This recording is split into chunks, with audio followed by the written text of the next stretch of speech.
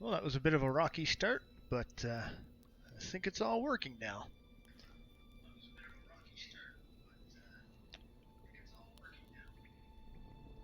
Alright, so this is Songs of Syx, a indie game created by a singular developer.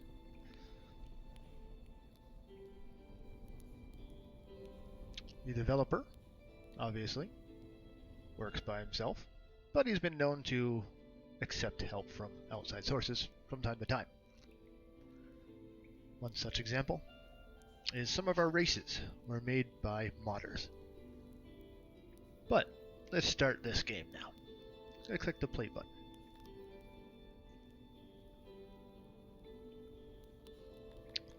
Now, to get into the game, believe it or not, you have to click the random game button. Because there's no other option. There's no campaign yet. Whether that's going to be added or not, I'm unsure. Looking at the races, Crotonians are basically orcs, or big pig people. They are a peaceful race, and they excel primarily in farming. They like circular wood structures. You have the Dondorians. The Dondorians are dwarves. They're not very good at farming, but they're excellent at mining and refining. They're also very sturdy and good for battle. They like to live in mountains. And yes, you can build into mountains in this game. Then you have Garthemi. I don't know what they are. Bug people, probably. But they're like an ant hive. They suck at a lot of things. But they reproduce very quickly. And they're excellent for cannon fodder. They're also one of your combative races.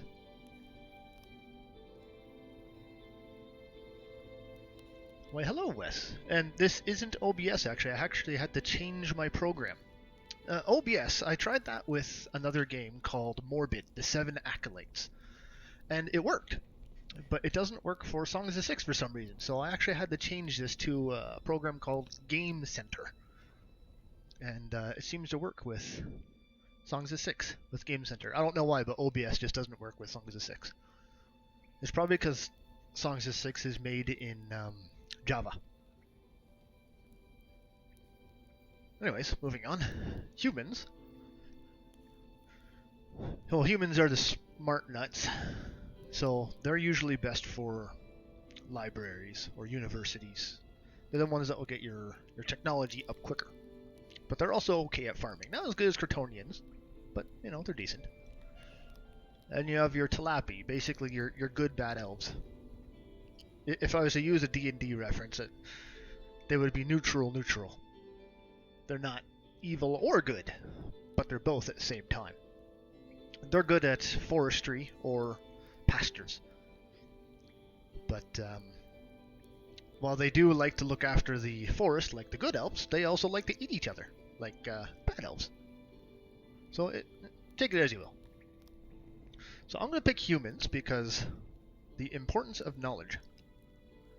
As well, early on, having farms is vital to your survival. Now I'm going to go with a huge size. Now, the size right now doesn't do much. There's no official conquest of the world, because the world hasn't been built that way yet. However, what this size does is add a bigger and bigger amount of resources and population. So it'll be harder to affect economy, i.e. the prices of goods for purchasing and selling. So it'll be more stable. Whereas in a small map, you can make greater effects on the economy. And I'm going to go with a random... Actually, I'm going to do something different than normal. I'm going to pick a pre-made map, because I'm interested in how these work, because I've never actually done a pre-made map. And I'm going to pick this one because it looks the most natural.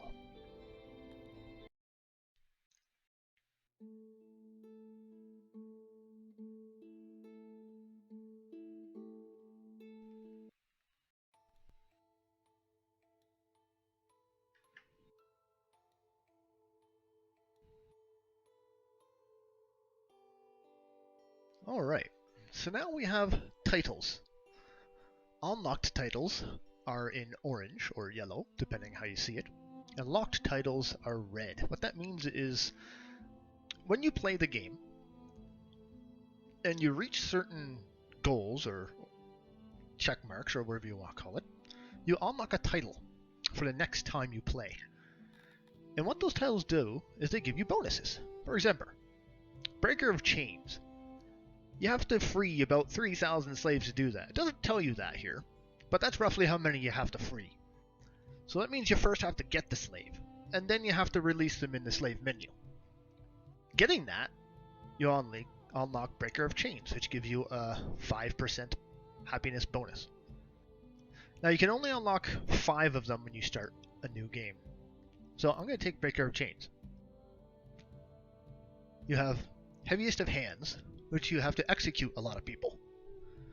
And that gives you 10 to lawfulness. But I haven't executed a lot of people. Normally I just enslave them, so I don't have that one. Master of Bargains.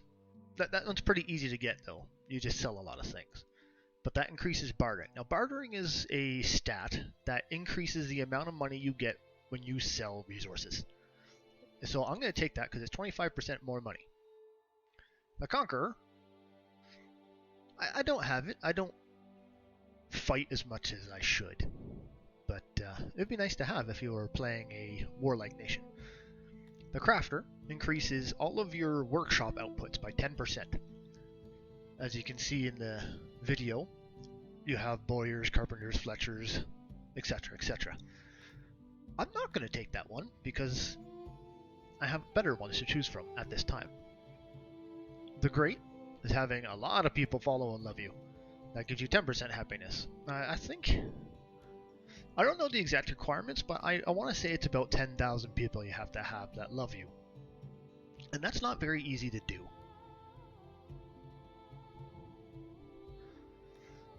And we have the Leader. Now, you're going to see... It tells you exactly what you need on this one. And it doesn't tell you in these ones. Once again, you have to understand the game is also early access, and it's not complete. So some of these tooltips probably won't reflect what they should reflect. But for the Leader, it gives you a settle of 4.5.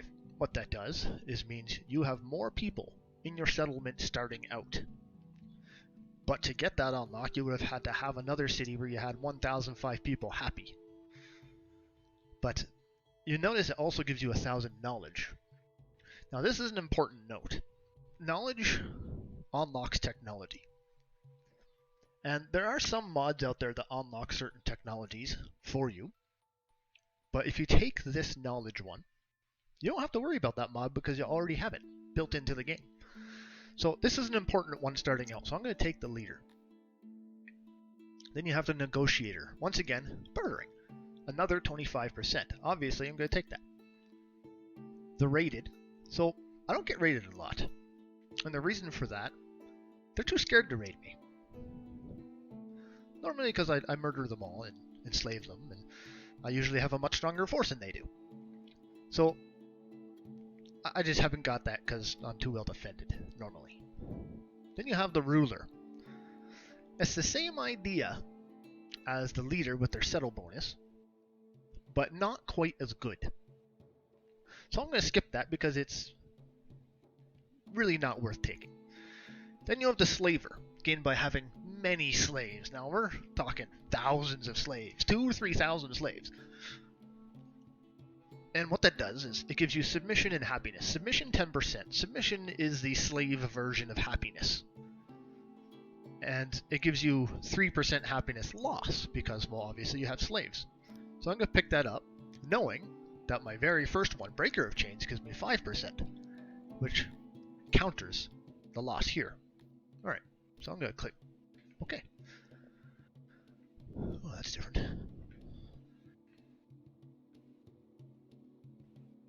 So being a human, humans like temperate climates. You'll see on the very left of the tooltip called taxes. You have, I'm just going to click in here so we can look at it more in detail. You have cotton at 33%. And you can kind of get, if you know the icons the way they look, you can kind of see what you have and how much of it you have in that region. Right now I have 33% cotton, 46% fruit, which is good for humans, 46% grain, which is good for everything, 46% vegetables, 33% onks, which is actually pretty typical, and 40% clay pits. So taxes isn't something that's going to affect your city. It's going to affect later on when you have a certain title, the king, I believe, and you can tax your region. And these are free resources that come into you through your import. So when you're laying down a city, you kind of have to think further ahead what you want to build your city as, because that's what you're going to tax primarily. So instead of putting up 300, 400, 500 people on farms, you can just tax it and use those people somewhere else. Then you have your fertility: ocean, river, mountain, forest, open land. Fertility is self-explanatory. Ocean is a body of water. River is water going through the map. Mountain is, as you think, it's a mountain. And forest is the amount of trees on your map. Something to think about forest is that trees are tile-based. They don't move, and they only regenerate in the tile that they are on. Open land, well, obviously it's open land. Then you have your deposits here, telling you what you can roughly expect when you put your city down, what kind of deposits you'll have on your map. If you're a Dondorian, probably you're going to want some ore, and maybe some gems. But for me, I don't think that's a very important thing, personally, for me, because I like to import my raw resources. And then you see your population. This is how happy they are and how many people are in that region. Because this is a temperate region, humans, Talapi, and Crotonians are all maxed. There's a high degree of them in population, and they're the happiest there because they're more comfortable. Whereas you see Dondorians and Garthemi, who, like other climates, aren't maxed because they don't like living there. It hurts them. Then you have your disabled resources. Now this is important to note because this is based on whether your climate is cold, temperate, or warm. You have mushrooms, which generally grow in the cold region, aurochs, which grow in the cold region, opiates, which grow in the warm region, generally, and globidins, which grow in the warm region. So let's try to find a city here. So I'm a human, so I want temperate. I'm going to want a good tax income of grain and fruit. So let's try to find something.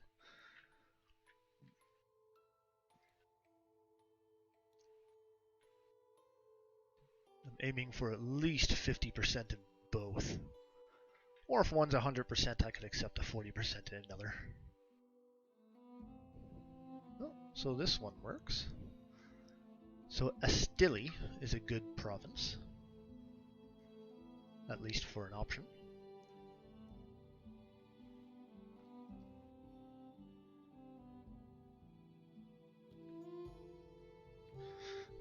There's good fruit there, but the grain is bad. And I have a bigger... Oh! Well, would you look at that? I'm not even going to try to pronounce that, but it's good.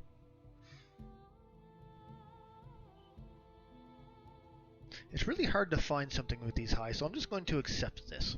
So I know I want to be in whatever this region is. So now I'm going to try to find, under the location details, something that's good for my settlement. I personally like to build with a lot of forest and a lot of fertility. So I'm going to aim for 90 to 100 with forest, and about 80% are high with fertility. And I don't think I'm going to be able to do that on this map. Yeah, that works right there. Has a lot of river though. And the river's not bad. But if there's too much of it, it might make it difficult to plan your city.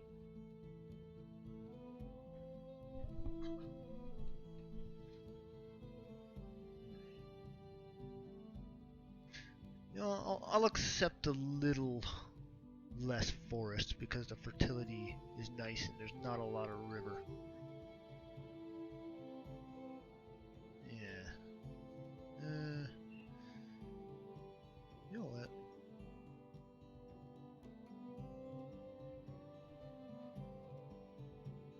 I just feel like those Garthemis are just racists.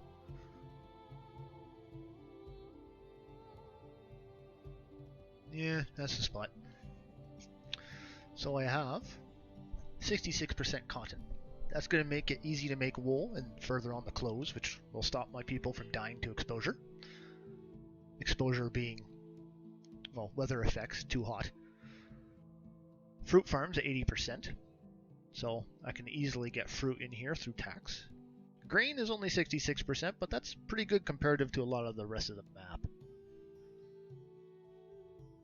So that's good, especially since grain is about double the value, or better said, double the numerical amount as any other crop. 53 vegetable, 33 indolent, 33 ox. So I'm happy with this. So I'm going to go in.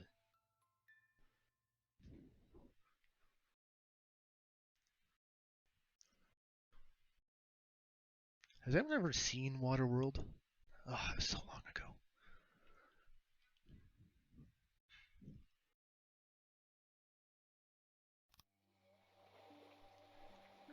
Alright. And this is the effect of a high amount of ocean generally, but I got a lot of river here. But yeah, so this actually looks good. Most people like to build in mountains, but this is just as good, in essence, because not only can I take up a lot of this water, but anywhere where there's this deep water, as you see there's two different colors of water. There's regular water, the brighter stuff where people can walk over, and deep water, the darker stuff. People can't walk over that. It's as good as having a mountain wall. They won't spawn here. So this whole section of the map is safe from attack. Let's see. These red squares is indicative of a resource.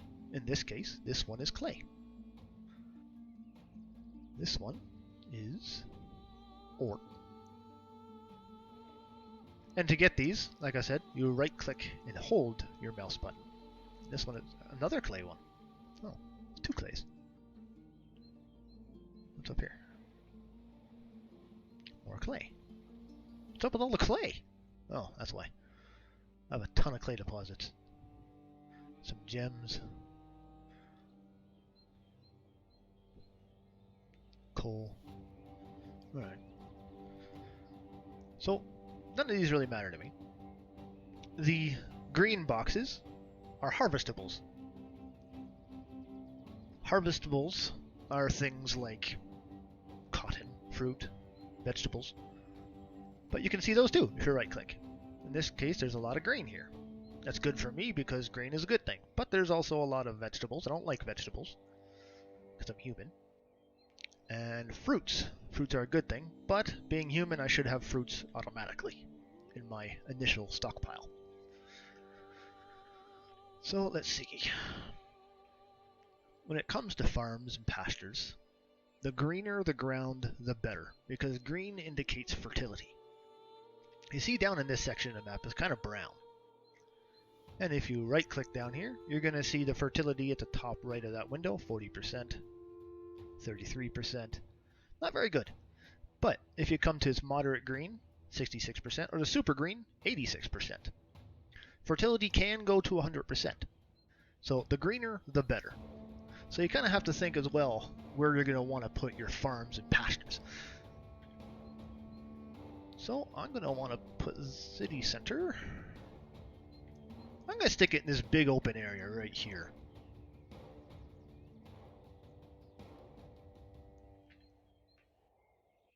Alright, I'm going to pause it. So, because I started out as a human, You start off with stone, wood, livestock, fruit, rations, and clothes. That means you can start off with fruit farms and any pasture right off the bat. So because food is so vastly important to your survival, I'm going to start off with a pasture, an ox pasture. Now, indolence will give you more meat, but ox may give you less meat, but they also give you cotton. So it's a kind of a double intake. The thing with pastures and why they can be comparable to farms, for example, is because pastures require less workers for the time, or not the time, the space it takes. So if you have a lot of space, pastures aren't a bad idea.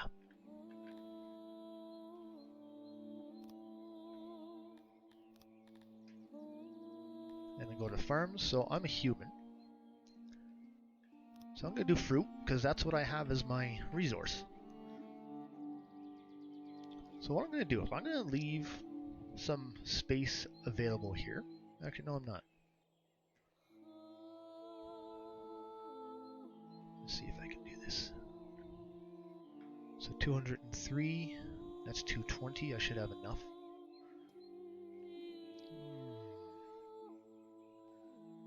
But I'm not going to do that because that's too many people. I need to have some workers to do other things, so I'm going to have to create a smaller fruit farm. So what I'm going to do, I'm going to build a smaller one here. It'll take about 4 people. I need 30 fruit to make it, which is fine, and 94% fertility. I'm going to click construct. And I'm also going to do an irrigation district. So what you want to do is you want to click this button here, click on dig canal. Now, I'm doing this for a reason. That reason being is when your crops are irrigated, it gives them a bonus to production, so you'll get more crops out of it.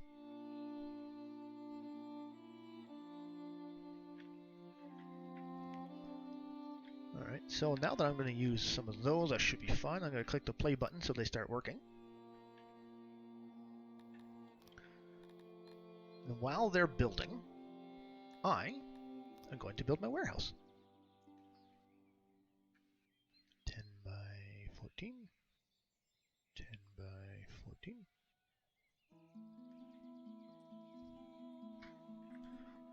So you'll notice there's yellow in here.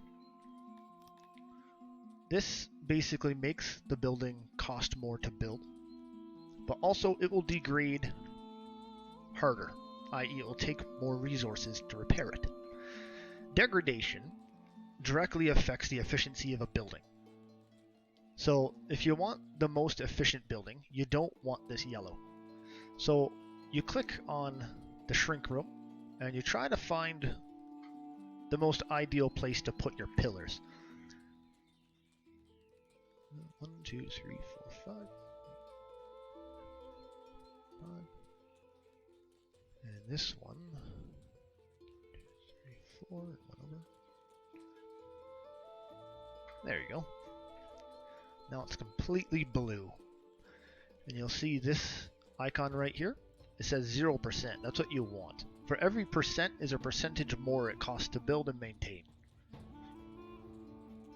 You're also going to need rooms. I'm going to put doors later. So you press E to increase, Q to decrease. So I'm going to maximize it. And you start placing a whole bunch of crates.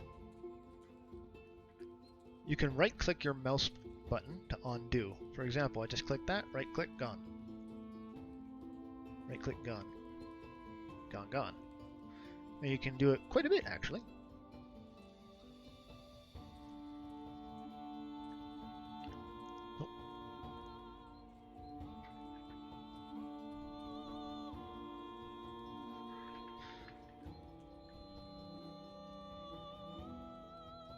Alright, now that I got my crates set down to a layout that I'm okay with, I'm going to put a bunch of doors. This is what you need to go in and out of the building, as would be obvious. And I made a lot of doors. Don't put too many doors, or else your isolation will decrease. Isolation is an effect that reduces degradation time. If it's not isolated at all, your building will degrade super quick, and you'll need a lot of maintenance to upkeep it. So you also want to try and keep your isolation up.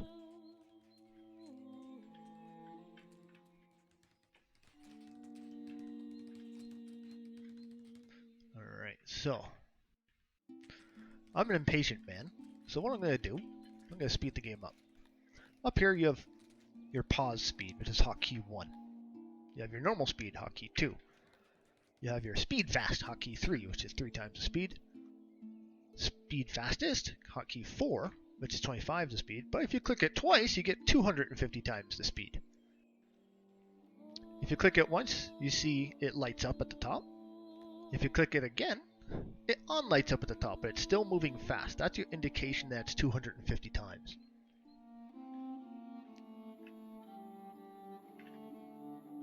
And you can see how fast they're actually moving and building. That would have taken 250 times the amount of time.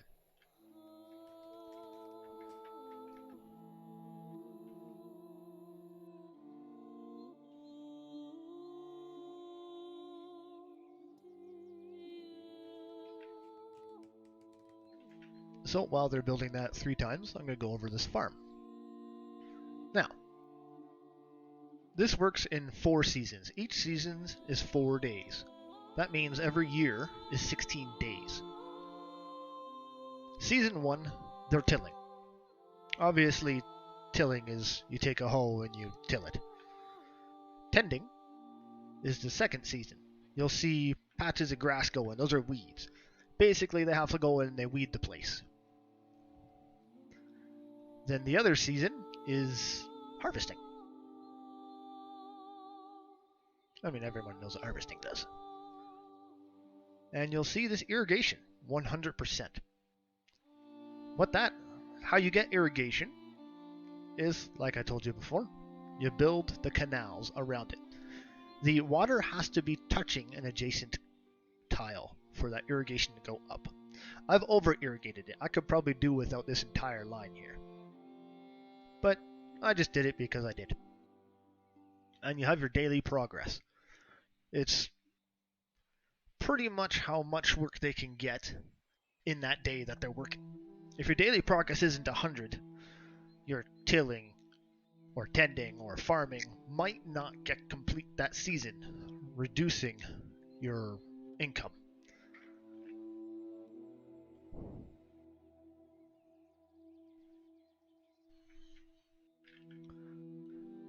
And, as you can see in my ox pasture, for 29 workers, I'll be able to have 192 livestock. That's actually pretty good. Why did you stop building? Oh, probably because I selected the place.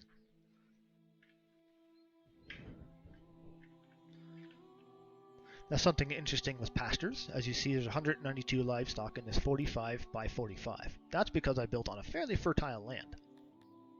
I'm going to show you what happens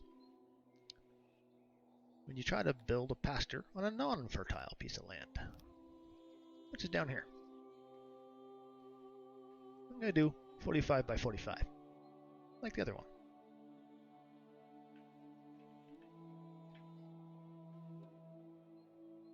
Come on.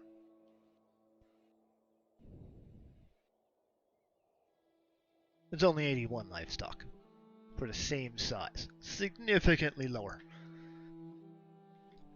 The pastures are not affected by irrigation, only by the fertility of the land itself. So to get the most out of your pastures, you're going to have to just strategically place them on your most fertile land. Same goes with farms, but depending on how much manpower you want to put towards it, what resources you want. Why are they not building? Oh, it's because I have no wood now, isn't it? Well, let's get some wood. Come down to this button down here, click this, and fell tree. Luckily, I picked a map with a lot of forest, which means I have a lot of wood to pick from. So I'm going to log some wood.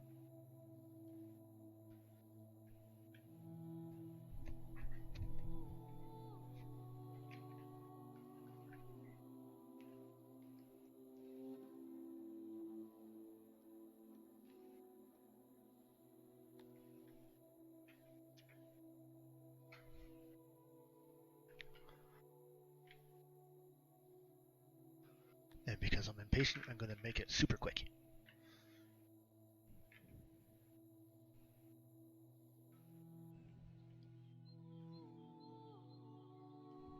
Oh, what am I missing?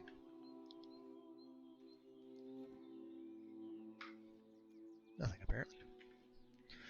Alright, now that I got my resources built, or not my resources, my storage, I know I'm going to have a lot of fruit come in. That's going to be my main source of food, so I'm going to put that to 1,000 for now. I'm going to have meat come in. Every click, or every click is 255. That's one crate. One crate, or one spot, holds 255. I have 134 crates. So I'm just going to raise that to 1,000. I know I'm going to be getting cotton, because they're onks, so I'm going to raise that to 1,000. Wood to 2,000. And stone to 2,000. Now I'm only going to put the livestock one click. I'd put less, but I can't. The reason for that, livestock grows very slowly. It's a very valuable resource. You could sell it for a lot of money, but it grows very slowly. So having a lot of storage for those doesn't do you much good. In the very near future, I'm going to have furniture, so I'm going to do 500. I'm just going to preemptively set up 500 for all the resources here. Because why not? I have the space. And in the future, I won't have to worry about it. Actually, I'm going to do 2,000 grain, preemptively thinking.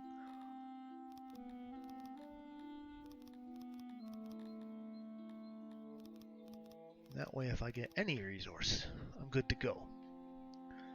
For my main warehouses, I always do auto-employ. The reason for this, you never know how much you need.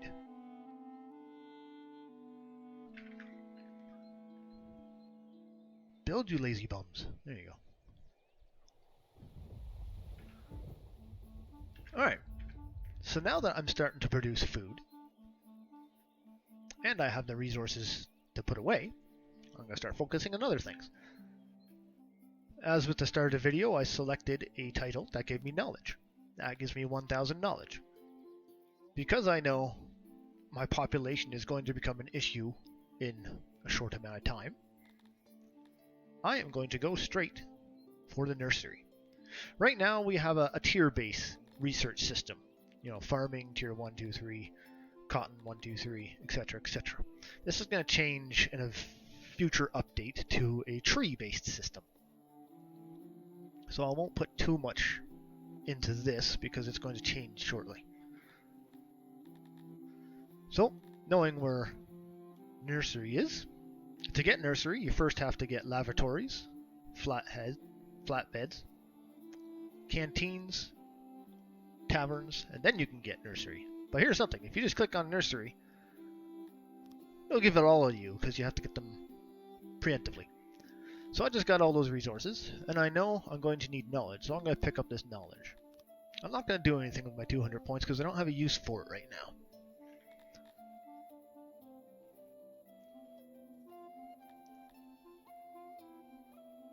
Now that I have some services, I can store my things, and I can get food so I don't starve to death. Up at the top right of the screen, there's a number right here. That's the amount of days of food you have.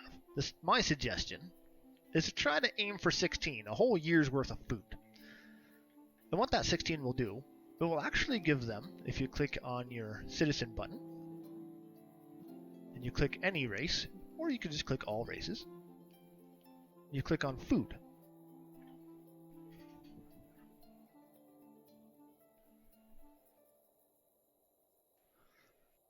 And you have your food days. Believe it or not, having a lot of food gives you happiness boosts. But also, if you get a large group of immigrants coming in, this is going to reduce because you have to feed those immigrants. So you have a buffer to feed any new people you take while having a happiness boost. That's why I suggest that you have more food than you think you need. But I kind of forget where I was going with this, but let's build some houses. I can feed them, I can store things, now they need to be able to sleep.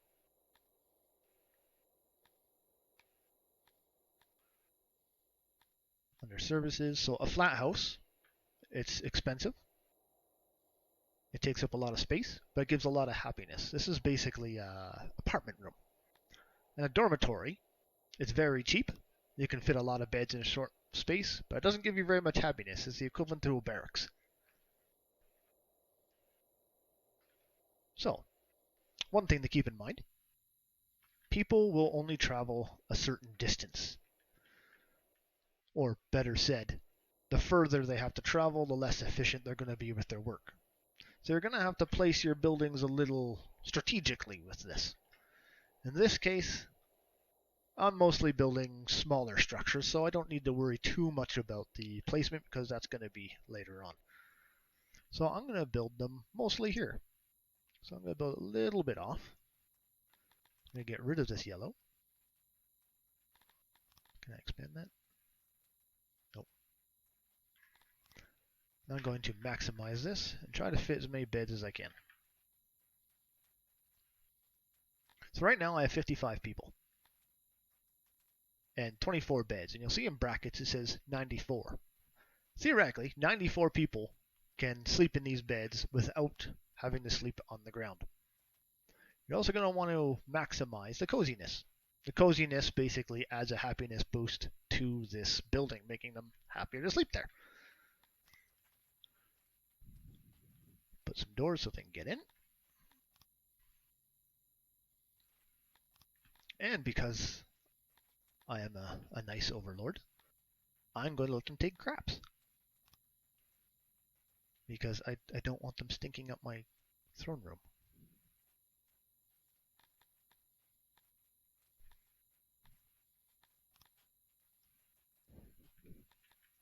Now, build a lantern. Once again, I max that. And about 80, need a little more. But I don't want to increase the size. Okay, 100. And a basin. So they can wash their hands so they don't get any diseases from not washing their hands.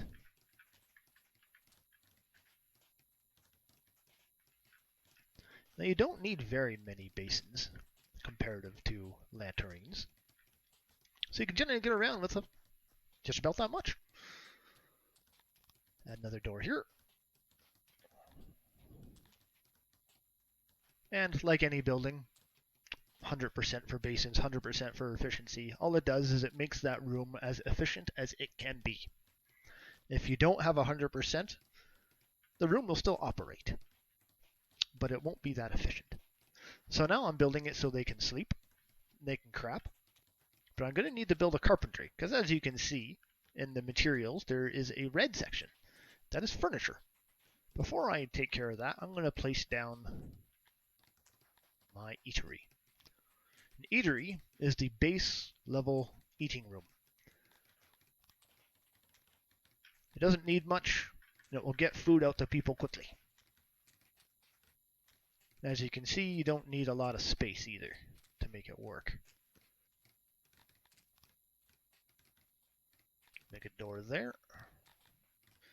So I'm aiming for about 100 people.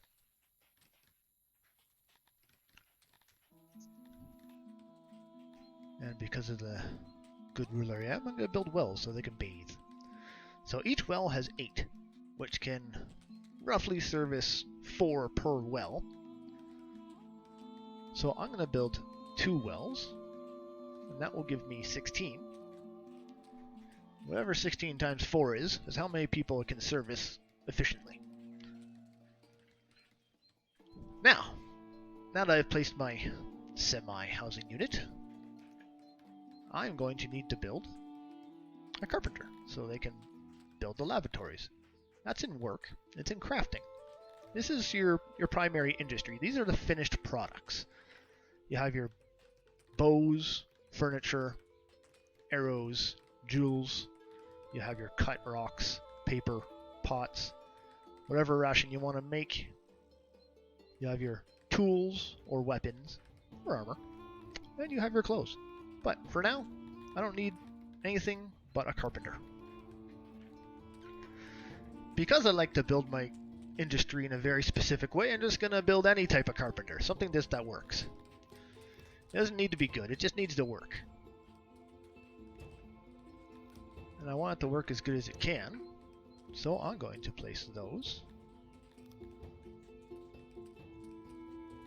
And place a door.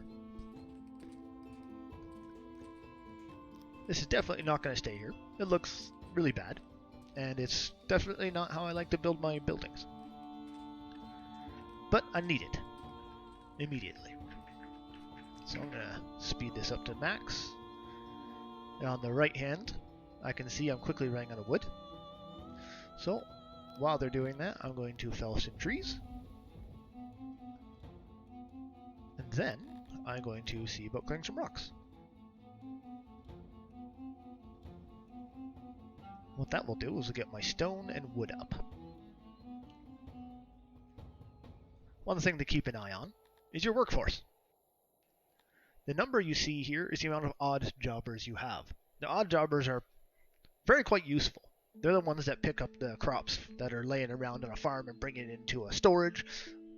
Warehouse workers will also do that, but they have other priorities. The odd jobbers are the ones that are cutting down the trees right now. They're also the ones that are bringing those logs from those trees to my storage. So it's important to have about 10 to 20% of your population be odd jobbers so that you can keep your economy rolling unabated. Also, if you ever take any hits to population, you don't want your primary industries to stop working or to be reduced, because those odd jobbers will fill in any position that is open.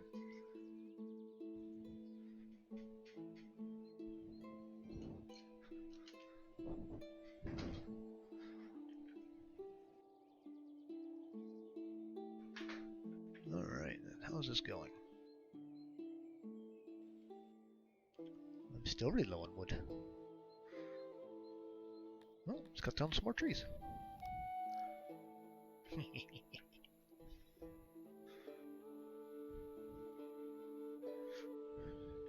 Ain't no fern gully gonna stop me.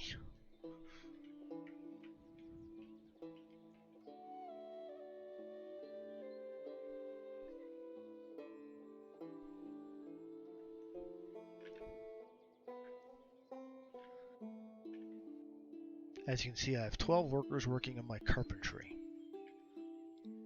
They're creating 1 furniture per day per worker. So that should be 12 per day. You can see the plus number here is going up at a decent pace. And then it's getting immediately used on my toilets.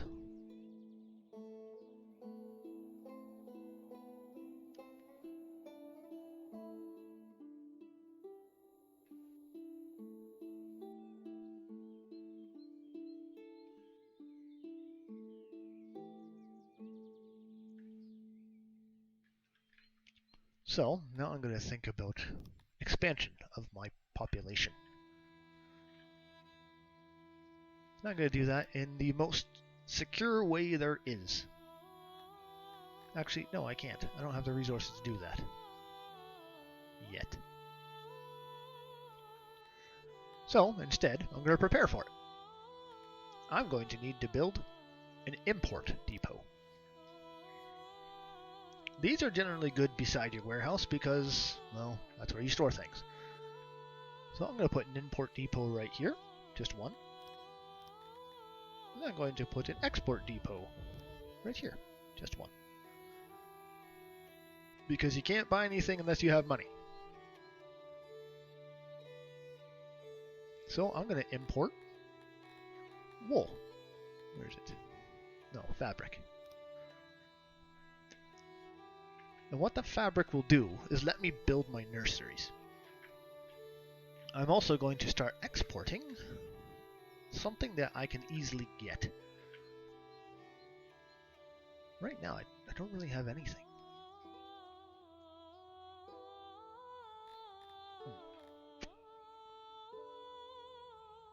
Well, that's not good.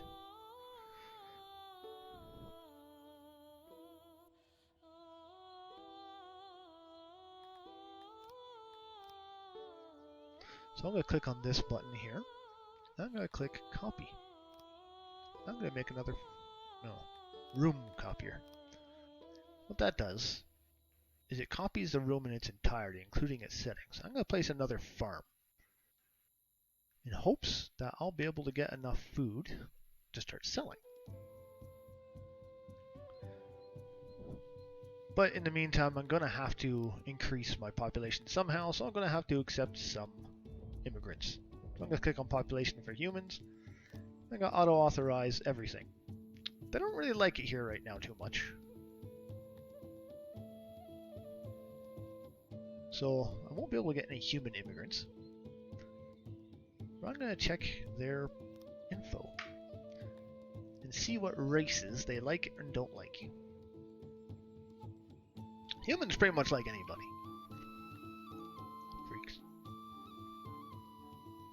And Tilapis actually like humans. So, if I want to keep my population as happy as possible, I'm not going to want to create friction between the races. So, I'm going to... That's weird. I'm going to accept Dondorians. Because Dondorians and humans get along quite well. It's strange, but Tilapi don't like Dondorians. But Dondorians do like Tilapi. And that's strange. But I don't like Tilapi that much. So I'm going to accept the Tilapi, knowing that in the future they're going to become my slave race. Tilapi are also good with pastures, so that will make my pastures better. So what I'm going to do, I'm going to click on this workforce button. It brings up a new panel. What I'm going to do is click on this button. Set the work priority of rooms according to species. Oh, a slaver.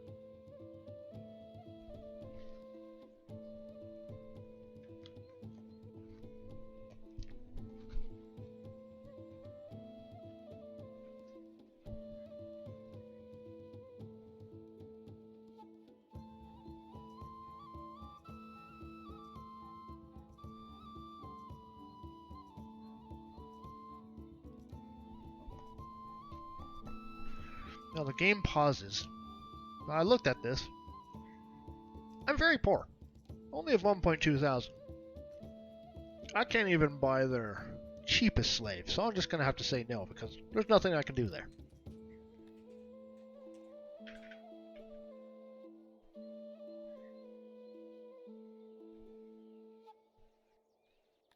Anyways, back to this. I'm going to set the work priority according to citizens. So you have work priority in general, you have work priority according to their race, and work priority for slaves. Right now I don't have any slaves, so I'm going to do it according to their race. I'm going to click Tilapis. Automatically, their work priority is maxed for the pastures. What that means is that only Tilapis should be working in these pastures. I shouldn't have humans or Dondorians working here, as long as I have the population to fill it.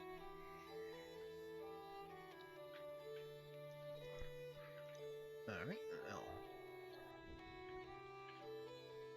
I have the maximum amount of fabric I can use. That means I can build my nurseries now. So I'm going to want to take humans. Humans take a fruit every second day to grow. Humans live on average about 80 years, and to what I've found, they become adults at the age of 5. So it's going to take 5 years before they become a productive member of society. So I'm going to click the cribs.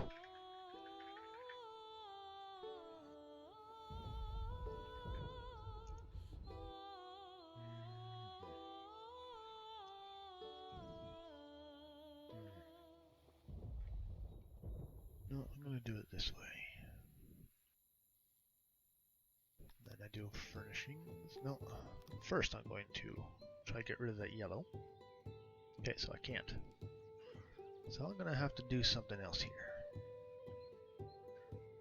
There, got rid of that yellow.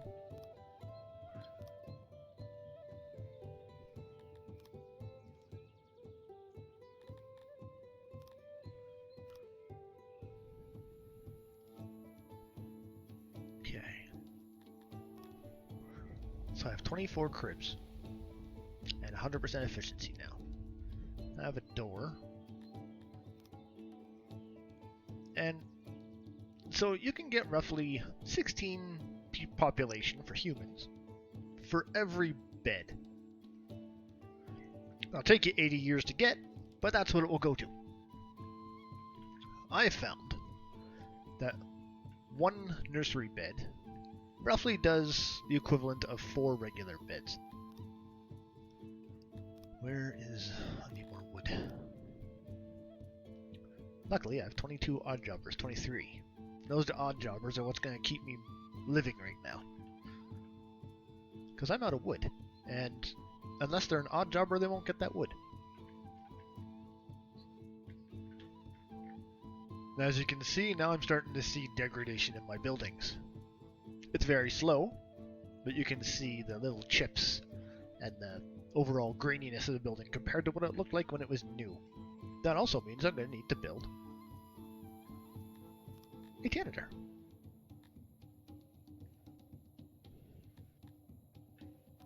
Now, what a janitor does is he doesn't clean up puke or anything. He repairs your buildings. He's like a handyman. So I'm going to place a janitor right here. The janitor does need access to the resources that took to build that building to repair the building.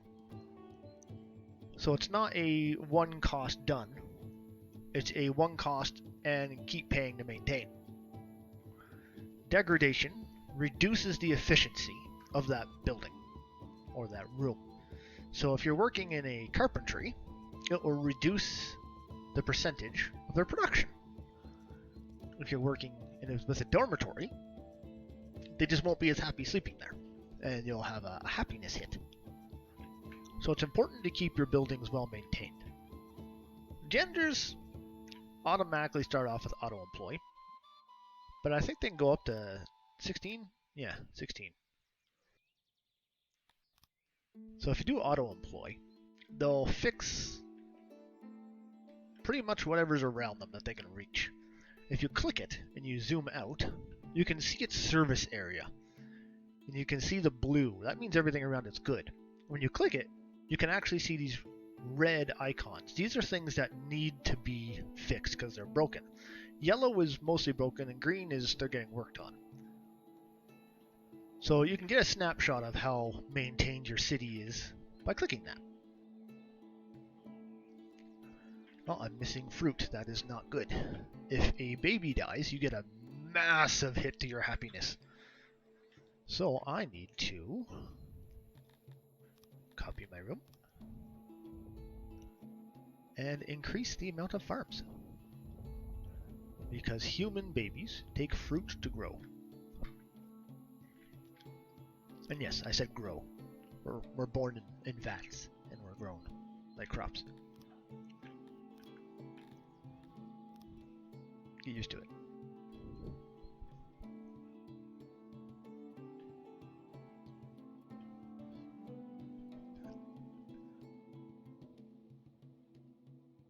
Now that's gonna reduce my odd jobber population, but this is why you keep 10 to 20% odd jobbers, because if you need to create more areas, you'll get them.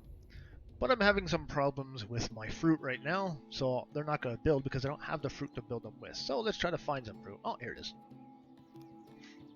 So I'm going to harvest wild edibles. I'll get some cotton in here too, but I'm getting it for the fruit. Is there anywhere else that has fruit nearby? A little bit here. Yeah, a fair bit here. And the odd jobbers, not your carpenters, not your cooks, not your pasture workers or farmers, your odd jobbers, will go and get those. If it's good enough to be harvested. They work on the same schedule as a farm, only they don't need tending. You can only gather it once per year when it's available to gather.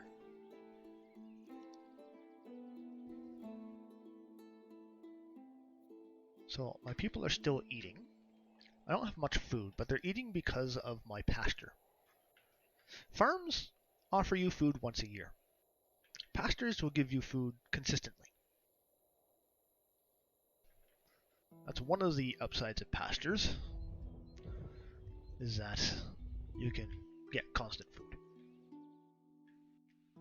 It's not as good as farming, or not farming, fishing. Fishing will give you constant food much quicker, whereas pastures give you constant food in slower, bigger chunks. Farms is where you really want to be. You only get it once a year, but you get a lot of it. That's where you're really going to meet your stability. What am I waiting for? Oh yeah, fruit. So I'm at 250 times.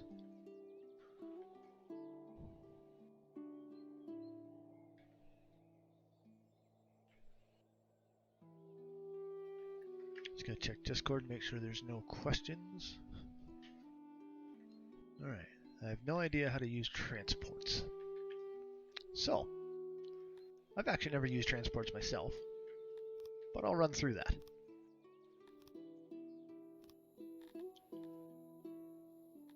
Where is it? You have transports, as you see here, and you have haulers. The haulers is the beginning version of a transport. I'll place down a hauler. And what do I want? I'm going to want to pull wood, let's say. So I'm going to put a hauler right here after I expand it. What that does is it assigns people to it.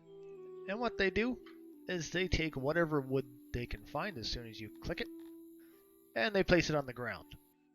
I'd be careful with that because, like any raw resource, if it's on the ground, it's going to decay faster.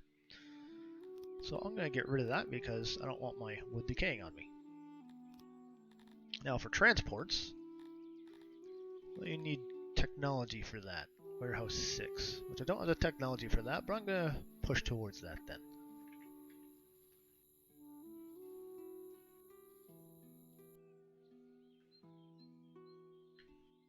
Which means I need to get this in order. Oh, I got a fair bit of fruit. So I'm going to auto-employ as my eatery. I'm going to take off auto-employ on my lavatory. I'm going to leave it at 2. My eatery, I'm going to leave it auto-employ. Actually, I'm going to leave that on-employ too. Why not? The good thing about the dormitory is they don't need employees. Apartments do. As you can see, there's weeds in here, which means this has not been tended. That, or it's just the winter where nothing happens. So I have 352 fruit. Let's hope that holds out, because I don't want any of these babies dying. A dead baby is just not a good thing.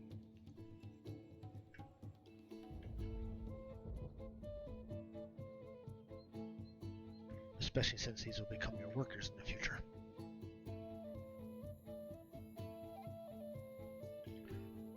So now that I'm starting to get some resources, what I'm going to do is I'm going to build a hunter. Now a lot of people start off with hunters very early on, but I like to build the more stable things earlier. Hunters are great, especially early on, because it can get you a lot of resources quickly. The problem with hunters is you can hunt the animals basically to extinction, and it won't be able to support you at higher populations. So it's great for early game to get your initial resources, but it doesn't have much staying power. I need a lot of wood. It's a good thing I have 21 odd jobbers.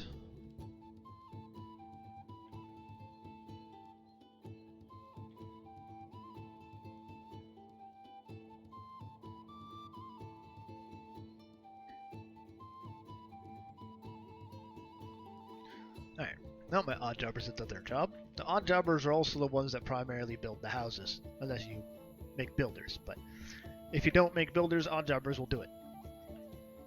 So now that I got a hunter, I have 4 hunters, so now I'm going to wait for them, and I'm actually going to sell leather, because leather actually sells quite well. Never mind. Maybe in a different region, but not this region. But I'm going to sell the leather anyways, because I don't need it. And that will get me my money, so I can start buying other things. But I'm going to stop importing because I don't need it anymore.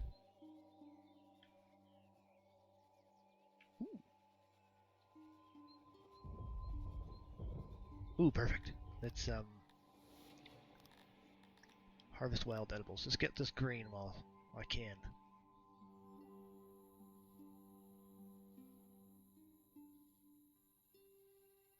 Did I get it?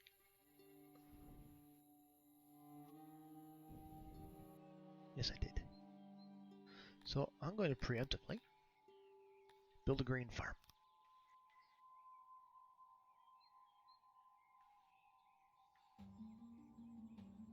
Need 84. Ooh, 98% fertility. That's excellent. I'm going to irrigate that right up.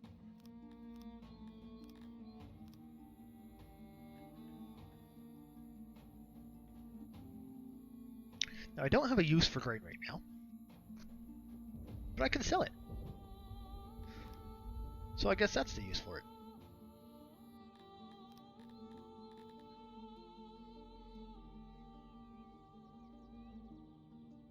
Another slaver. Well, I got a little more money, but I don't want to buy just one slave.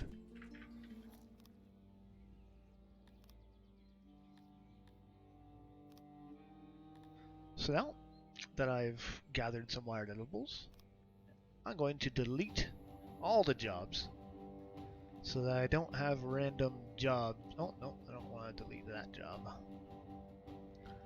I just want to delete the regular jobs. Now, if you're building something, you have to be careful, because if you delete jobs, it's going to delete buildings that have been set to be built. Luckily, I caught that.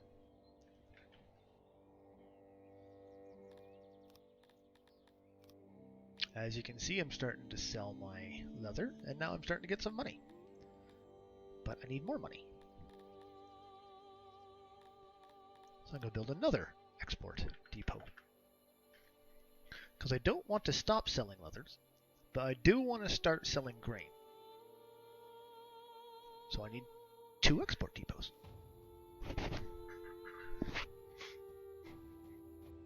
And I put that to grain.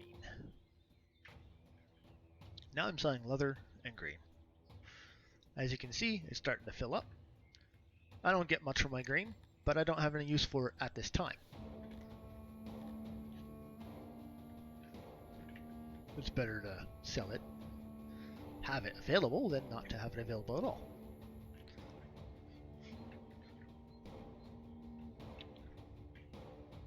Now, something I should have done ages ago is build a road.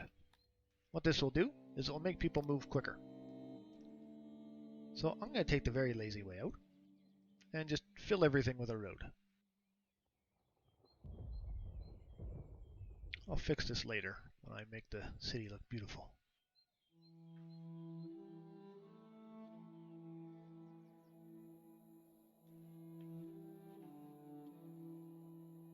What this will do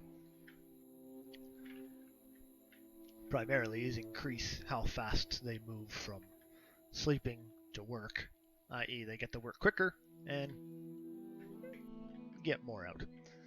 When you click on your road and you scroll out, you can kind of see where people are moving and what they're taking. You see the black lines? I would kind of ignore those. Those are very not well traveled. And the bluer it gets, the more people use it. So this road is the most efficient road. These roads aren't very efficient because I'm just building them. Now, as you can see, that changed. Everybody went up this one path. I don't know why they didn't just go straight. But I have a road there anyway, so it doesn't matter. I'll put this here, and that way people can walk everywhere.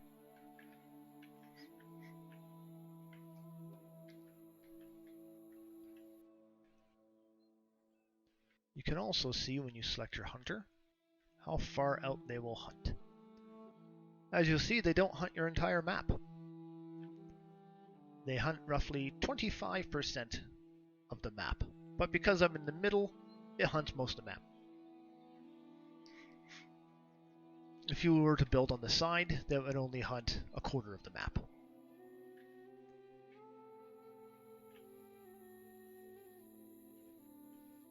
Don't ask me why that's the thing, it just is. And it doesn't look like there's a way to change that. But there is a way to change the radius of your warehouse. Warehouses, by default, are 100%, meaning they service the entire map. You can actually change that and reduce the service area. As you can see, it's reducing. That's how far out your warehouse workers are willing to travel to operate anything. I'm going to leave it 100% because it's my only warehouse.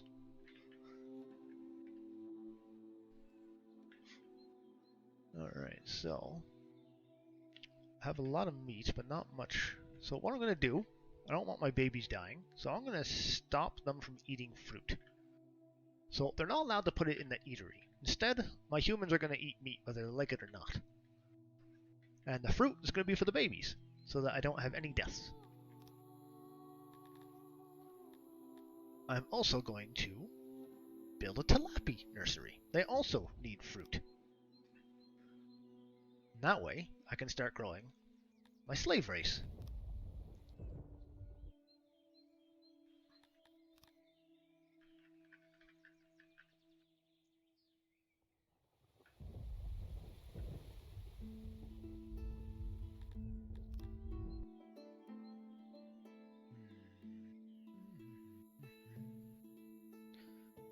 And I can't do that.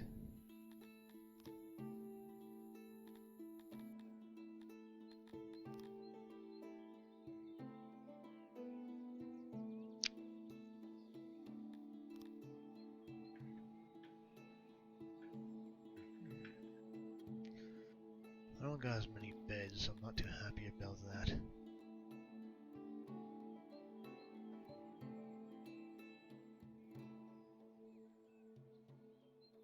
This is a pretty poorly laid out. I'm gonna just restart. Actually, here's what I'm gonna do. Ah, a new level. So I have enough citizens to have a new level. Let's check what that is. Get off me. So I became a sheriff. So you get the sheriff for having 100 citizens. Now I have to stress this. Slaves do not count towards this number. Only citizens. And because I got sheriff, I have plus 10% happiness. My next upgrade is going to be at 200 citizens. That will give me another plus 10% happiness. But what I'm going to want, let's see.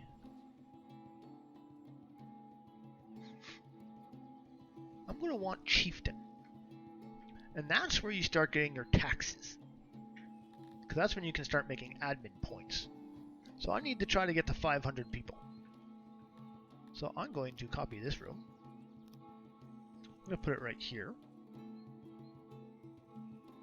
And then immediately cancel this room. I'll let my people build those walls.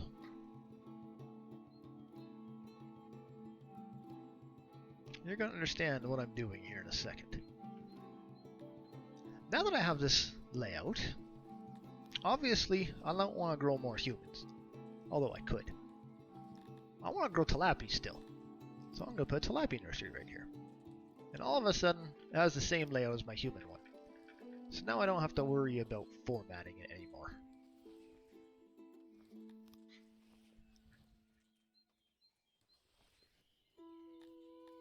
Then I click build,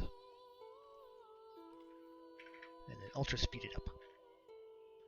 Now, something you'll notice when you look at procreation, there is no Dondorians. Now, I'm going to show you why. There's a button up here called Tomb of Knowledge. But you don't even really need that, because I just went into the wrong thing. But the Tomb of Knowledge is basically the in-game wiki. It's good to know. You click on anything, it will tell you. Little interesting thing to note is if you go down to rooms, if you look at farms, this is actually a wiki that I put in. And if you're willing to go through and really break down and figure out exactly how something works, and you submit your wiki, it might just make it in. Fisheries is something I put in. Farms is something I put in. I didn't do hunters. I did pastures, but not refiners. As you can see, the vast differences in how they're structured. So if anyone's interested in creating a better, more accurate wiki, submit it to Jake, and he may put it into knowledge. Anyways, back to what I was going to do before, which I kind of forget now. What was I going to do before? Oh yeah. So if you go down to Dondorians, you click info, you can actually read in here all about Dondorians. It says they aren't born, but created by the gods. They pop into the existence at the slope of Mount Cerberus, already fully grown. So, because of that, they cannot have nurseries. They can only be immigrated because they aren't born, they're popped into existence. That is why Dondorians do not have and cannot have nurseries.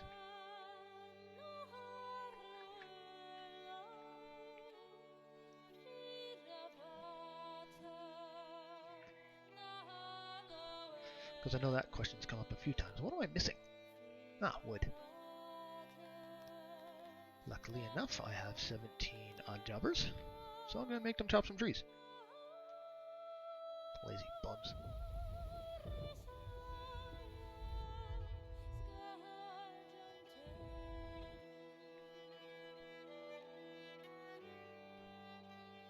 But because I keep running into wood issues, what I'm going to do, I am actually going to build a woodcutter. A woodcutter is exactly as you think. It's someone that gets you wood. Now, for buildings like these, mines, fisheries, woodcutters, you have to have a storage, somewhere for them to put their wood.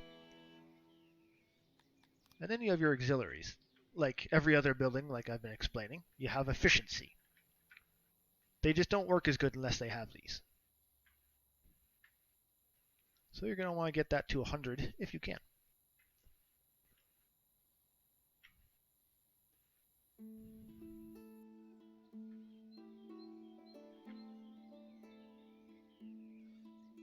Let's see if I can get this to 100. Oh, yep. And 100. So it's going to take me 100 furniture, because believe it or not, these auxiliaries take up furniture, and 120 stone to build. Because what they do is they build little rock walls around the perimeter, and that indicates their work area. So I have the stone, and I have the furniture. Cool. So this shouldn't take long to build at all.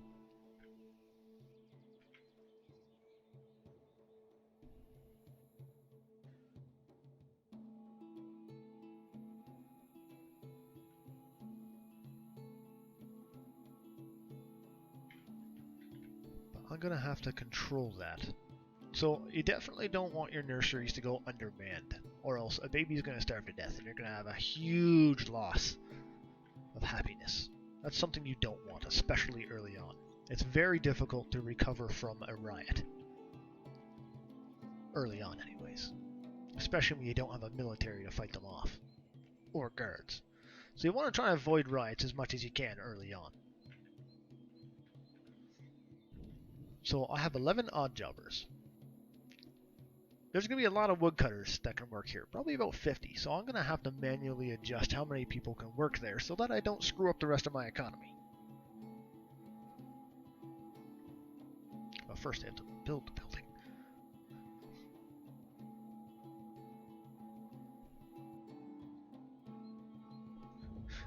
Now see, just like building ceilings, they have to go to every tile and saw at the ground. What they're really doing is looking for hidden aliens that might pop up and try to kill you as you're trying to, log your woods. It's a safety precaution. Don't ask questions.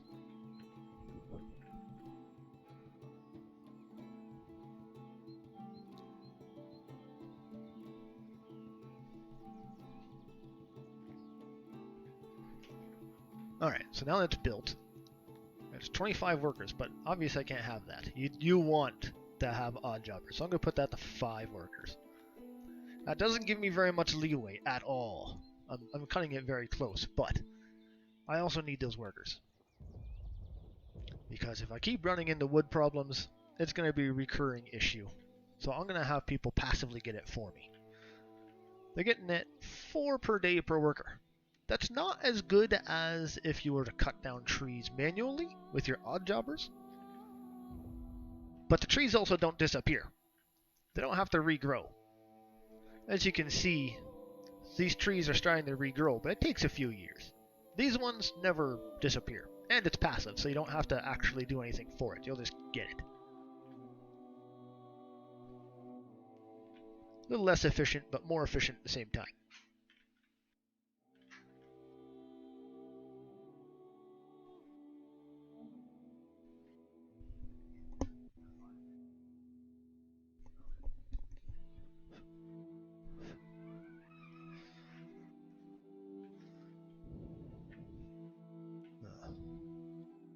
Sometimes you just have to sit here and watch it because you need to wait for things.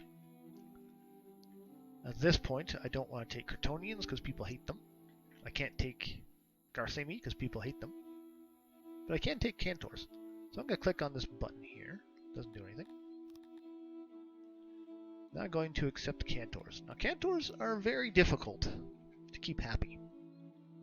And they're not good at much. Except for killing. They're very good at killing.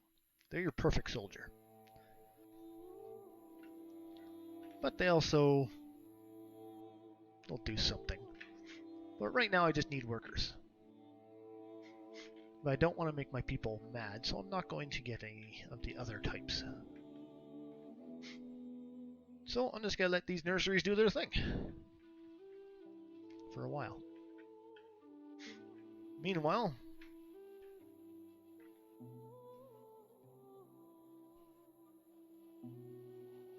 really have nothing to do for a while. We'll go look at research.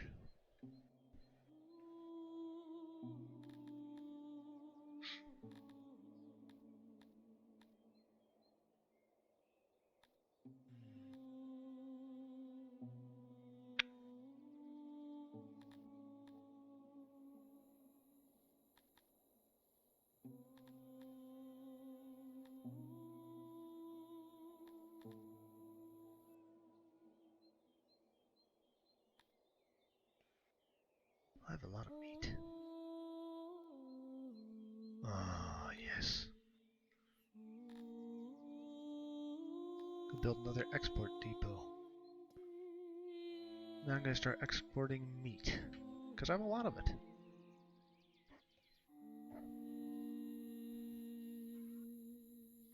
So I'm going to click the meat button, and I'm going to change the export level to 50%. What that does is, whenever I have more than 50%, it will sell the excess. The only reason I have this much meat is actually because of the hunter. The hunter produces a lot of meat, quickly. It also produces eggs, which also sell for a fair bit. But it seems people are eating eggs, So, okay.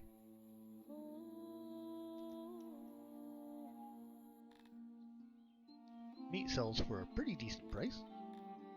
About as much as leather, which is weird. So my income should really start to go up.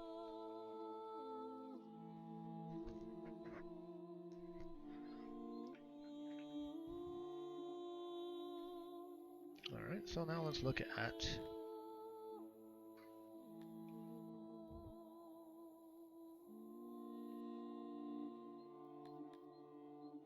knowledge. So, this is going to be a very important part of the game, is your knowledge points. Starts off with the library. This is going to change in a future patch. Completely reworked. Right now, it's still the same as normal. I'm going to build a library. This is the primary method to get knowledge. Unfortunately, it needs a lot of people. A lot of people I don't have. But I'm hoping with these 2 nurseries that I'll have people in a few years of game time. So preemptively, I'm going to build a library.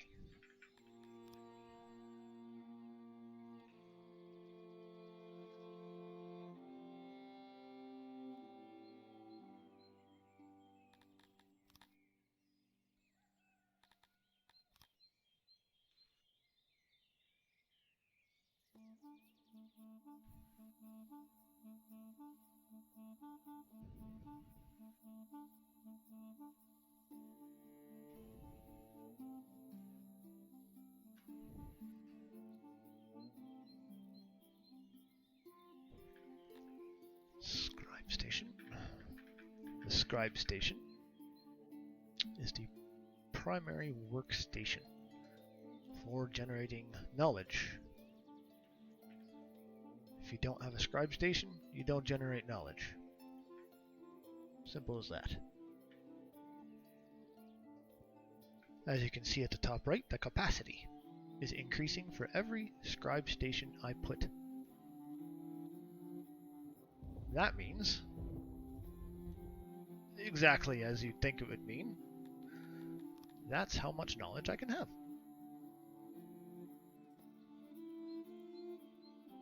From this one building. But I made a little bit of an error in its placement, so I'm going to fix that in a second. Because my OCD will not let me not do it.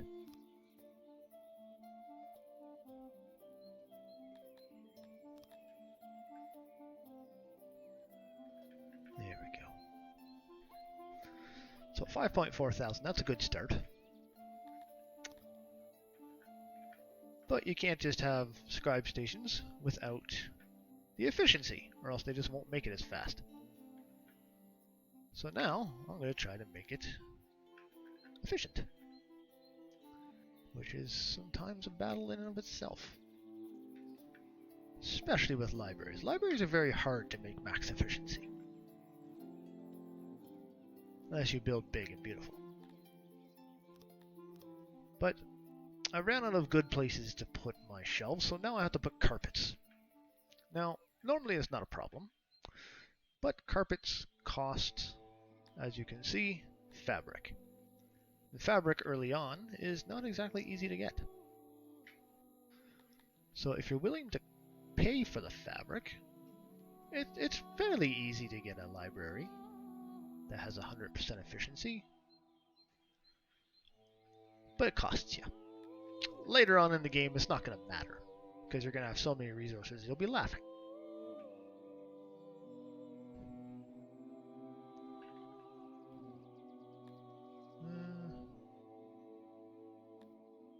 Alright, that's fine.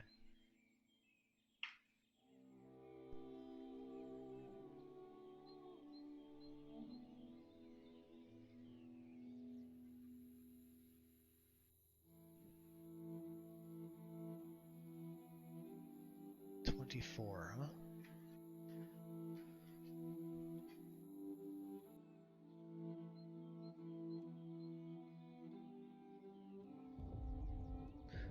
theoretically, this one nursery will give me 384 population by the time 80 years hits.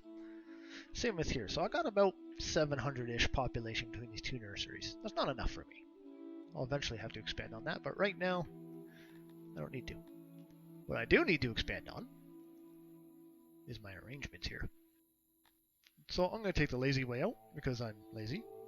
And I'm going to do copy. With copy, it copies whatever you select. So I'm going to click and drag. I'm going to click this arrow button. That copies it. Exactly as it is. I'm going to put another one right here. What they're going to do is they're going to build this exact replica right here. Because I've just reached my capacity for keeping everybody happy. Now I need to increase that. And it seems my woodcutters are not keeping up.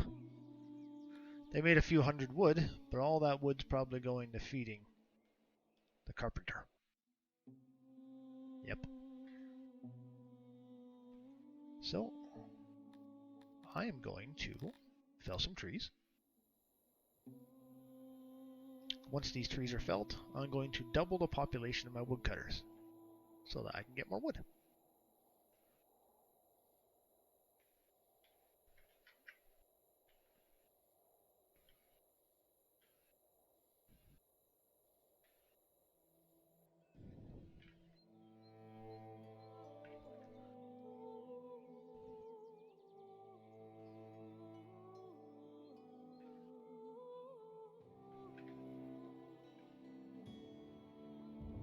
Sometimes you'll have to refresh your 250 times speed.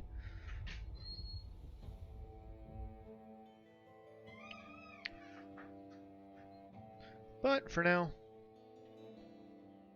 it seems like a good spot to stop for today.